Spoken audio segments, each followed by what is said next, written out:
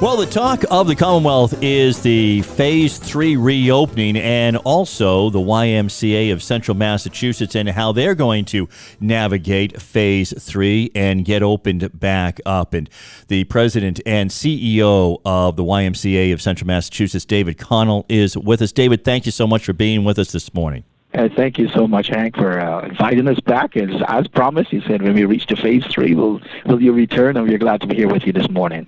Very good. And Sharon Henderson from the Y here with us as well. Sharon, always good to talk to you. Always good to talk to you, Hank.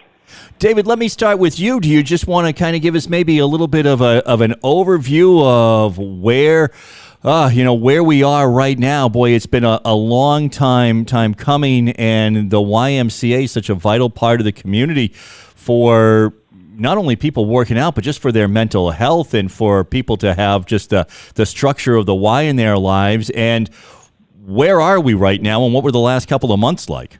Well, the last couple of months certainly was about adapting and to a new reality in terms of whether it was healthcare, physical fitness, food, childcare. And the YMCA really pivoted its work and worked through emergency childcare, did food preparation, continued to do virtual classes with our members, and really outreach to the community in multiple ways. And Phase 3, as we transition to Phase 3, one of the exciting pieces last Monday and also most recent Monday, all of our branches are now open. We are open for wellness, and our pool schedules are open. We have coverage from 5 a.m. to 7 p.m. at one of our 6 sites. We modified our hours to meet the immediate community needs. And so if a person is a member of the YMCA, they can go to any one of our locations from Fitchburg, Leominster to Worcester, Westboro, and Southbridge and find opportunities at the Y.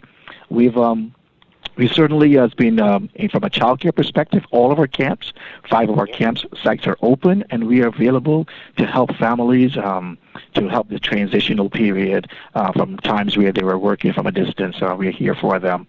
And likewise for child care, we have our child care sites already open too.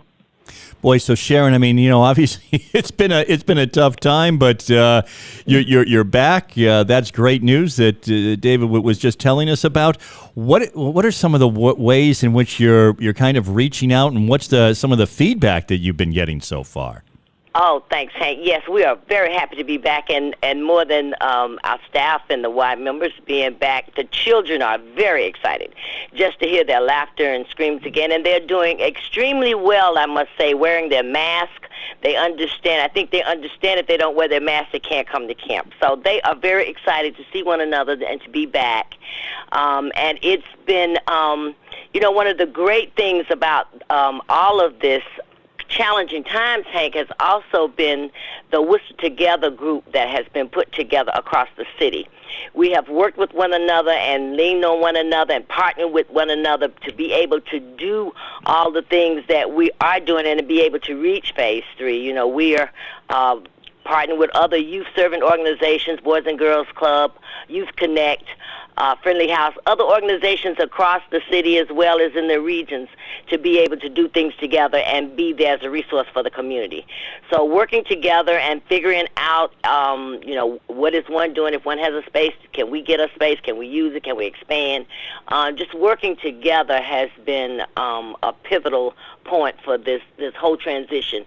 And as we transition into what's next, one of the great things about the Y is our flexibility. We've always had flexibility. The people that work at the Y come from all walks of life. I was in engineering. We come from David was in banking. So we come from all walks of life to work at the Y and give back to our community in a sense.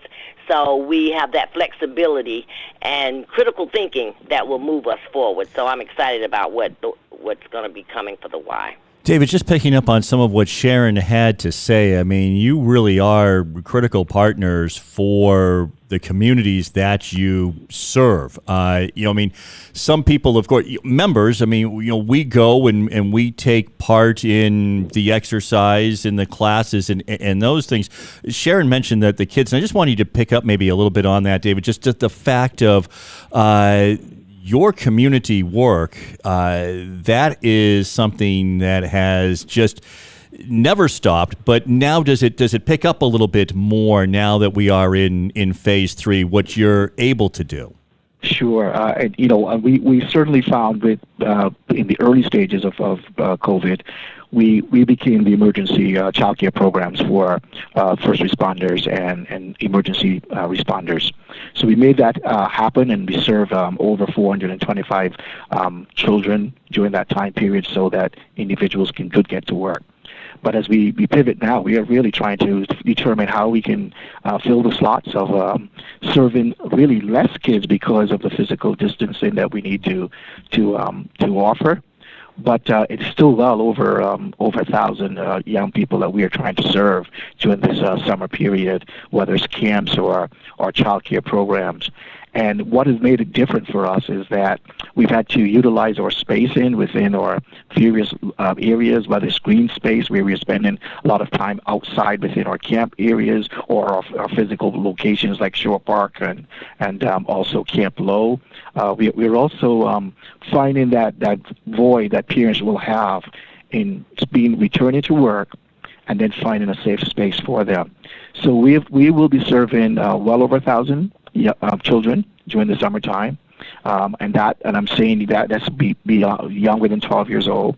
We'll also be serving teens, which we started to expand our work for teen programming, and also into the evening sessions, so that we can really provide those services for them. And that will be about another 500 teenagers that will be within our sites during the next several days and weeks ahead. Wow. We know that during the summertime, and depending on how quickly school starts, that we may even be the extended programs should there be a delay in school starting. Right. So we're preparing for that. We're preparing the space across the board in everything that we touch, so that we can find a way to partner with the school departments in various cities, and we are also being the space for learning at every aspect that we can find. David, I mean, it's amazing. Just the number of people that you're still servicing is incredible. Sharon, we just have a minute left, so just everything that we need to know. And accepting new members right now, I mean, could somebody go to one of the Ys when it is open and become a member? Absolutely. Yeah. You can always find it at the Y. Come on down. We are having, you can definitely join the Y. We're open for new memberships. At the same time, people are coming in by appointment, so we can keep the distancing and keep the numbers where they need to be in phase 3. But absolutely, yes, I was talking to one of my branches yesterday, and they said, oh my gosh, Sharon, just this morning we've had 88 people come through. And I said, well, where are our seniors? I'm always concerned about our seniors. They said, oh, they're coming too. They're coming too. They feel comfortable. They like what we're doing around, keeping it very clean. They feel very safe. This is home to them.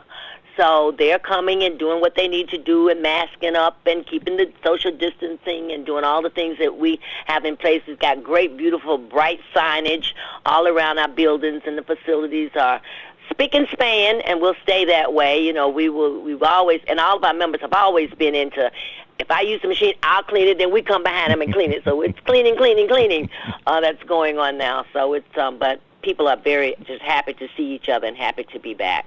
Sharon Henderson, Great. Thank you. David Connell, the president and CEO of the YMCA of Central Massachusetts. You can find out everything that you need to know at ymcaofcm.org. But thank you both for coming on. We are so glad that you are open and back, and people are making appointments and coming in, and you can just tell it is family for all those folks, and you can really tell. Thank you both for being with us this morning. And hey, I just also want to just say to your audience, hey, we're still here. Donations, go online, make a donation. We need your donations more than ever, so we can service more kids.